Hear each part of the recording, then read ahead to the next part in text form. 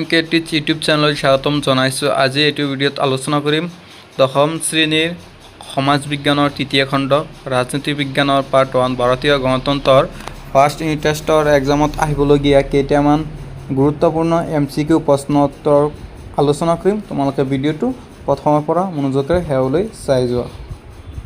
যদি এতিয়ালৈকে মোৰ চেনেলটো ছাবস্ক্ৰাইব কৰা নাই, মোৰ চেনেলটো ছাবস্ক্ৰাইব কৰি ভিডিঅ' এটা লাইক কৰি দিয়া।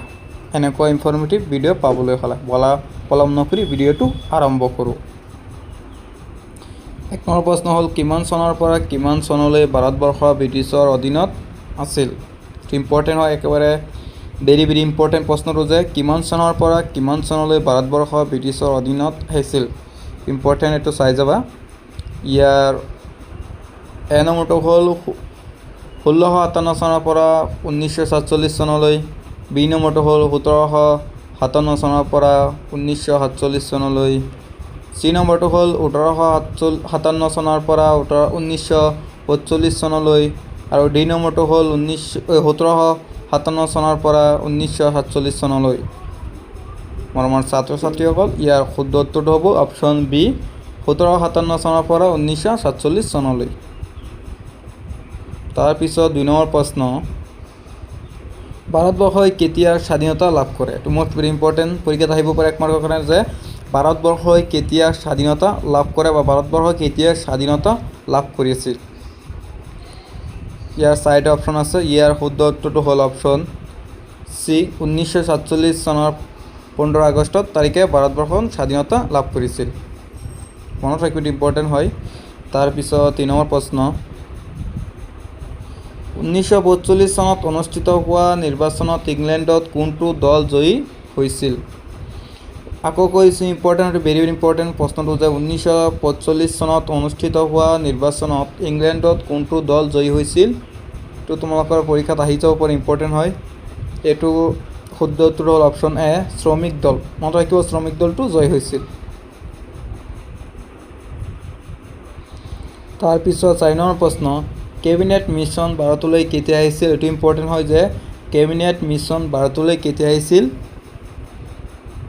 মোৰ ছাত্ৰ ছাত্ৰীসকল, তোমালোকৰ ফাৰ্ষ্ট ইউনিট টেষ্টৰ 50 মাৰ্কৰ এক্সাম হ'ব। 50ৰ পৰা তোমালোকৰ 25 মাৰ্কৰ তোমালোকে MCQ থাকিব আৰু 25 মাৰ্কৰ তোমালোকৰ থিয়ৰী থাকিব। তোমালোকে ভালকৈ MCQ কেইটা মনোযোগ চাই যাবা। তোমালোকৰ ডাইৰেক্ট 25 তোমালোকৰ কমন পৰিব, এইটো নিশ্চিত। 4 নম্বৰ প্ৰশ্ন কি কৈছিল যে কেবিনেট মিছন ভাৰতলৈ কেতিয়া আহিছিল? ইয়াৰ শুদ্ধ উত্তৰটো হ'ব অপশ্যন চি, 1946 চনৰ মাৰ্চ মাহত কেবিনেট মিছন ভাৰতলৈ আহিছিল। 5 নম্বৰ প্ৰশ্ন,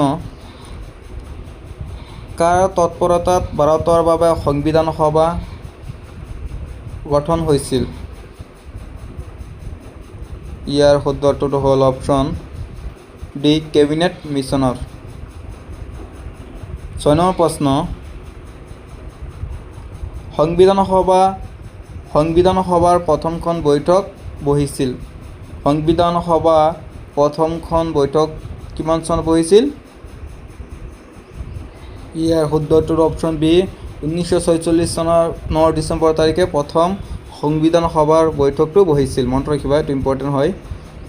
তাৰপিছত 7 নম্বৰ প্ৰশ্ন, ভাৰতৰ বাবে ৰচনা কৰিবলগা সংবিধান সভাৰ প্ৰথম বৈঠকত সভাপতিত্ব কোনে কৰিছিল বা সভাপতিত্ব কোনে কৰিছিল? ইম্পৰ্টেণ্ট, মোষ্ট ইম্পৰ্টেণ্ট প্ৰশ্ন যে ভাৰতৰ বাবে ৰচনা কৰিবলগীয়া সংবিধান সভাৰ প্ৰথম বৈঠকত সভাপতিত্ব কোনে কৰিছিল? ইয়াৰ শুদ্ধটো হ'ব অপশ্যন চি, ডক্টৰ সুদিনানন্দ সিনহাই। ডক্টৰ সুদিনানন্দ সিনহাই।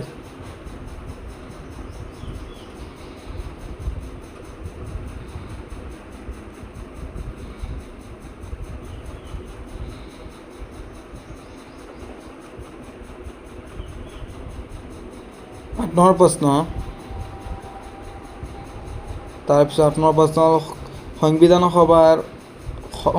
সভাত কাক সংবিধান সভাৰ স্থায়ী সভাপতি হিচাপে নিৰ্বাচন কৰা হয়? ইম্পৰ্টেণ্ট হয় যে সংবিধান সভাত কাক সংবিধান সভাৰ স্থায়ী সভাপতি হিচাপে নিৰ্বাচন কৰা হয় বা কৰা হৈছিল। ইয়াৰ শুদ্ধ উত্তৰটো হ'ব option A doctor Rajendra Prasad. মনত ৰাখিব ডক্টৰ ৰাজেন্দ্ৰ প্ৰসাদ। 9 নম্বৰ প্ৰশ্ন খচৰা সমিতিৰ অধ্যক্ষজনৰ নাম কি? খচৰা সমিতিৰ অধ্যক্ষজনৰ নাম কি? ইয়াৰ শুদ্ধ উত্তৰ হ'ল option A doctor B R Ambedkar. 10 number প্ৰশ্ন সমাজবাদী আৰু ধৰ্ম নিৰপেক্ষ শব্দ দুটা সংবিধানৰ কিমান সংশোধনী মতে প্ৰস্তাৱনাত সন্নিৱিষ্ট হৈছিল? ইয়াৰ শুদ্ধ উত্তৰটো হ'ল অপশ্যন এ 1976 চনৰ 42 নং সংশোধনী মতে। 11 নম্বৰ প্ৰশ্ন ইংৰাজী ফেডাৰেশ্যন শব্দটো কোনটো ভাষাৰ কি শব্দৰ পৰা আহিছে?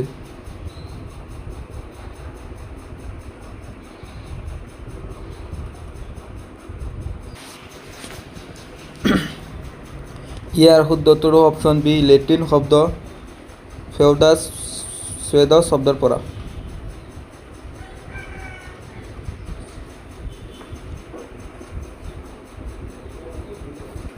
তো বি নম্বৰটো শুদ্ধ, এইটো ইম্পৰ্টেণ্ট আছে লেটিন শব্দ ফেউডাছ শব্দৰ পৰা।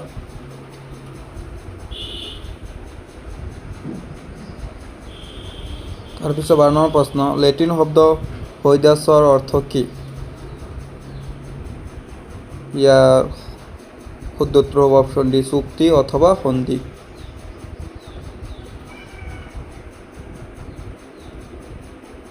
তাৰপিছত 13 নম্বৰ প্ৰশ্ন যুক্তৰাষ্ট্ৰৰ গৃহভূমি বুলি কাক কোৱা হয়? ইম্পৰ্টেণ্ট হয়। ইয়াৰ শুদ্ধ উত্তৰ অপশ্যন বি আমেৰিকা। 14 নম্বৰ প্ৰশ্ন ভাৰতবৰ্ষত দ্বৈত নাগৰিকত্বৰ ব্যৱস্থা আছেনে? ইয়াৰ শুদ্ধ উত্তৰটো অপশ্যন বি নাই। 15 প্ৰশ্ন ভাৰতবৰ্ষৰ যুক্তৰাষ্ট্ৰীয় ব্যৱস্থা পৰা অনুকৰণ কৰা হৈছে। ক'ৰ পৰা অনুকৰণ কৰা হৈছে? ইয়াৰ শুদ্ধটো অপশ্যন চি কানাডা যুক্তৰাষ্ট্ৰ সংবিধানৰ পৰা। 16 প্ৰশ্ন ভাৰতবৰ্ষৰ সংসদীয় গণতন্ত্ৰৰ ধাৰণাটো দেশৰ সংবিধানৰ পৰা অনুকৰণ কৰা হৈছে। ইয়াৰ শুদ্ধ উত্তৰটো অপশ্যন বি গ্ৰেট ব্ৰিটেইনৰ সংবিধানৰ পৰা। 17 প্ৰশ্ন ব্ৰিটিছ চৰকাৰে কেবিনেট মিছনক ভাৰতলৈ পঠিয়াইছিল। ব্ৰিটিছ চৰকাৰে কেবিনেট মিছনক ভাৰতলৈ কিয় পঠিয়াইছিল? ইয়াৰ শুদ্ধ উত্তৰটো হ'ব অপশ্যন চি এখন সংবিধান ৰচনাৰ কাৰণে প্ৰয়োজনীয় পৰিৱেশ আৰু প্ৰস্তুতি চলাবৰ অৰ্থে।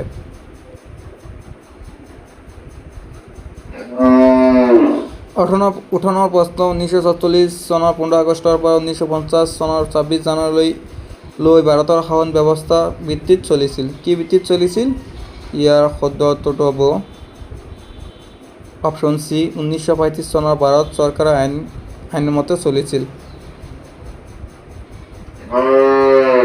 19 প্ৰশ্ন সংবিধান সভাই কেতিয়া খচৰা কমিটি গঠন কৰে? এইটো ইম্পৰ্টেণ্ট হয় যে সংবিধান সভাই কেতিয়া খচৰা কমিটি গঠন কৰে। ইয়াৰ শুদ্ধটো অপশ্যন চি 1947 চনৰ পৰা 29 আগষ্ট তাৰিখে। 20 প্ৰশ্ন ভাৰতীয় সংবিধানখন প্ৰস্তুত কৰাৰ সম্পৰ্কত সংবিধান সভাৰ মুঠ বৈঠক বহিছিল। প্ৰশ্ন ভাৰতীয় সংবিধানখন প্ৰস্তুত কৰাৰ সম্পৰ্কত সংবিধান সভাৰ মুঠ কেইখন বৈঠক বহিছিল? ইয়াৰ শুদ্ধ উত্তৰ হ'ব 11খন।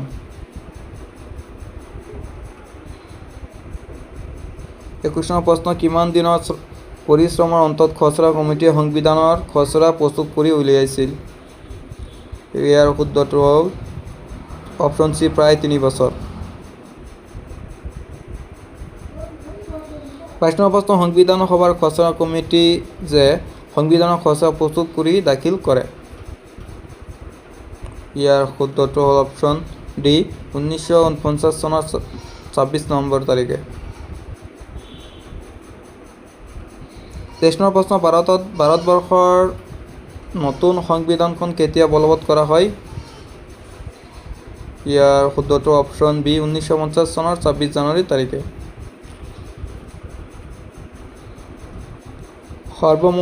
সাৰ্বভৌমত্ব মানে কি?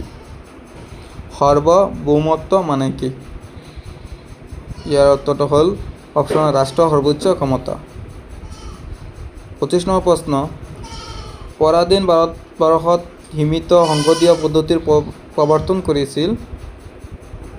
ইয়াৰ শুদ্ধটো হ'ল অপশ্যন চি 1935 চনৰ ভাৰত চৰকাৰৰ আইনে। 26 নম্বৰ প্ৰশ্ন, ভাৰতীয় সংবিধানৰ প্ৰস্তাৱনাটো কি বাক্যৰ আৰম্ভ কৰা হৈছে? ইয়াৰ শুদ্ধটো হ'ব অপশ্যন এ, আমি ভাৰতৰ জনসাধাৰণে।